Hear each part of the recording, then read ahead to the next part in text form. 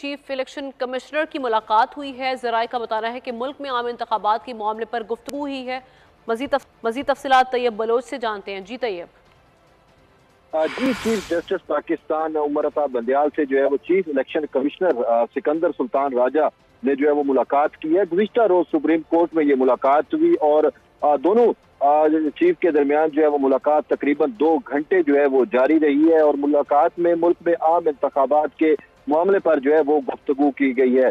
तो कल शाम को जो है वो चीफ इलेक्शन कमिश्नर से सिकंदर सुल्तान राजा जो है वो सुप्रीम कोर्ट में आए और उसके बाद उनकी चीफ जस्टिस उमर अता बंदयाल से उनके चैम्बर में जो है वो मुलाकात हुई और जराए का ये कहना है कि ये मुलाकात जो है वो 2 घंटे तक जारी रही। मुलाकात में बैमी अमूर के ऊपर जो है वो गुफ्तगू की गई, लेकिन साथ साथ मुल्क में आम इंतखाबात से मुतल्लिक भी जो है वो तफसीली गुफ्तगू हुई है। जी शुक्रिया आपका तैयब।